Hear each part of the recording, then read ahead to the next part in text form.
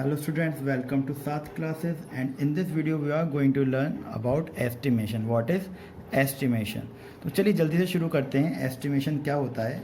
So let me just describe it theoretically. It's just a theoretical thing. So I have written it beforehand.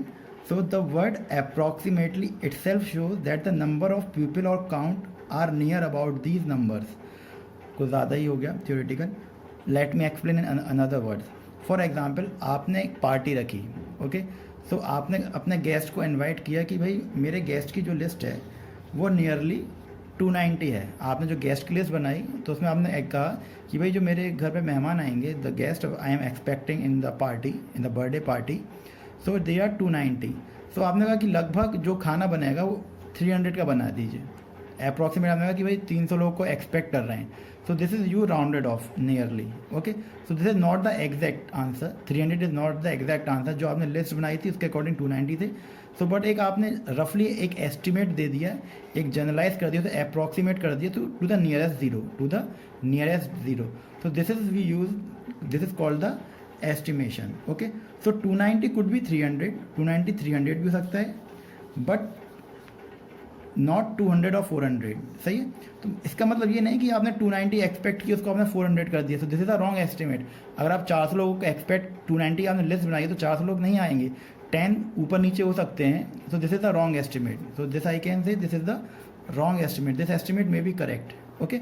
सो आपने 290 का कहा है तो आप खाना 400 लोगों का नहीं बनवाएंगे, otherwise it will go waste, okay. So this is how we describe in estimation. So 290 को हम नियरली, ये 290 हमारा 300 हो सकता है, ये 200 नहीं हो सकता, ना ही ये 400 हो सकता. तो this is what we do in estimation, okay. So just write it down.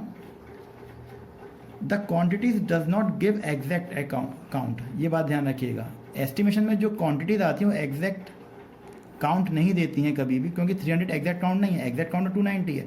But एक रफली आइडिया, क्योंकि हमारे माइंड में 0 लास्ट में 5 हो, those values in our mind are quietly, we can perceive them quite good, but our estimates to give an idea of the quantity, वो एक estimate दे देती हैं, रफली हमें आइडिया दे देती हैं कि भाई इतने लोग होंगे, okay.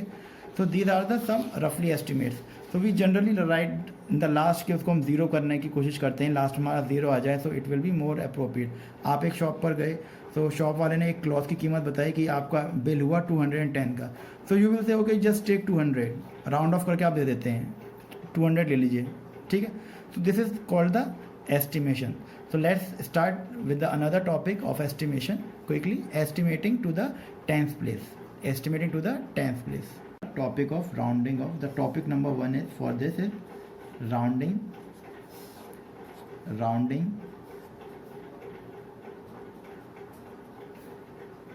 by rounding to the nearest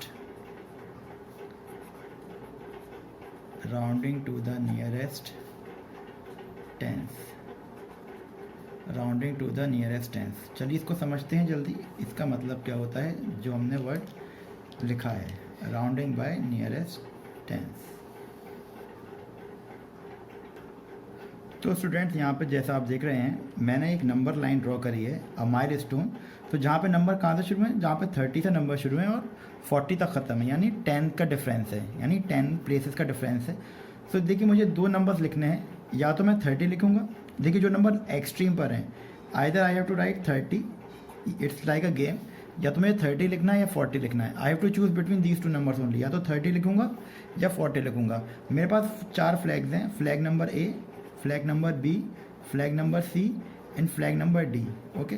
now 30 और 40 के बीच में जो नंबर है, that number is 35. So it's in the middle. तो 35 इज इन द मिडिल. तो 35 में एक मिडिल में है. सो कुछ फ्लैग्स 35 के राइट में है, कुछ फ्लैग्स 35 के लेफ्ट में है. अगर मैं पूछूं कि फ्लैग बी, अच्छा, और ध्यान के रखना है मेरा आंसर या तो 30 होगा या फिर 40 होगा, okay. So let's write the मेरा या तो answer I can write like this, either my answer is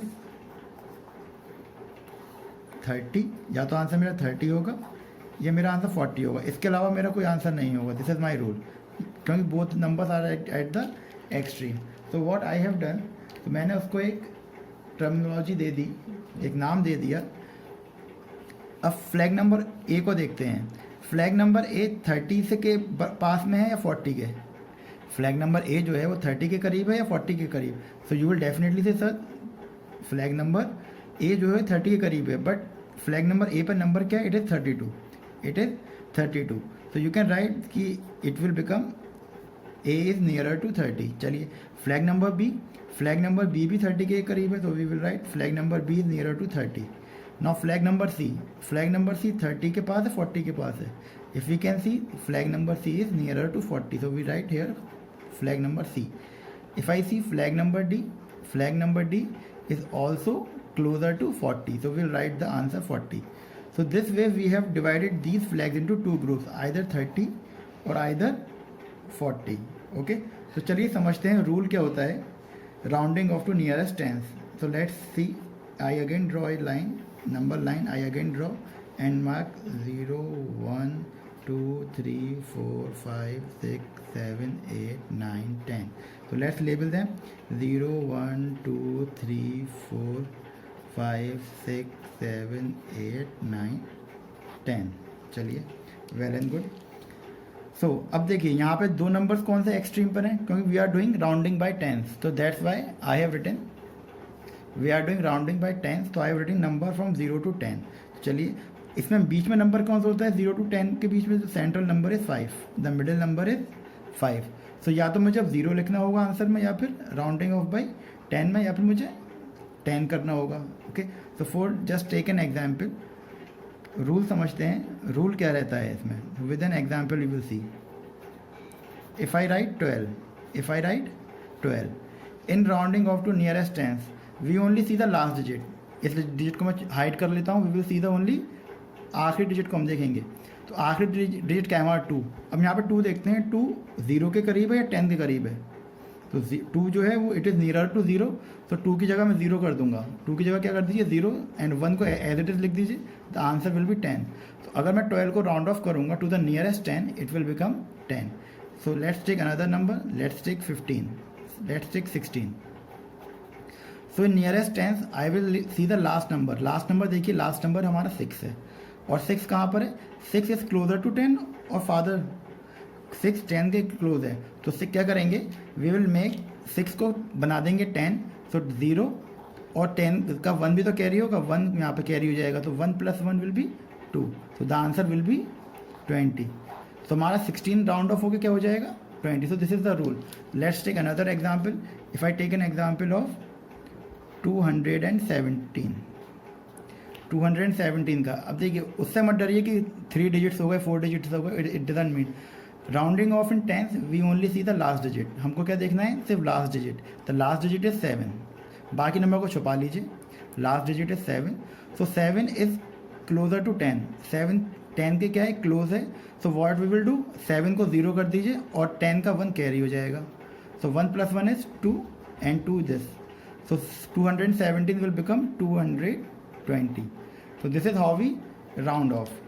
अब एक और चीज़ देखते हैं. If I write another number, let's say 15 मैंने लिखा. How we will round off 15? अब बच्चे कहते हैं कि सर 15 तो बिल्कुल सेंटर में है, तो ये 0 भी हो सकता है और 10 भी हो सकता है. तो 5 जो है वो सेंटर में है, तो 5 कैन बी 0 और 10. तो हमारा रूल कहता है 5 को we consider to nearer to 10. इसको हम ज़्यादा की तरफ देखेंगे. Okay, so 5 will become 10. So we will add 0 and 1 will be here. So 1 + 1 is 2. So 5 will become 20. 5 बन जाएगा 20. This is just I am doing for the sake of कि आप समझ लें. Okay, if I let's take another example 275. Rounding off in 10. इसको मैं 10 से round off करना है. So last digit is in rounding off to 10 we see only last digit. Last digit देखते हैं 10. 5 आया, तो 5 विल बिकम 10. 5 को हमने पढ़ा था रूल ये है कि 5 बन जाएगा 10. सो 0, 5 को 0 लिख देंगे and 1 will be carried. 7 + 1 is 8. The last digit is 2. So it will become 280. So this is how we round off up to 10th place.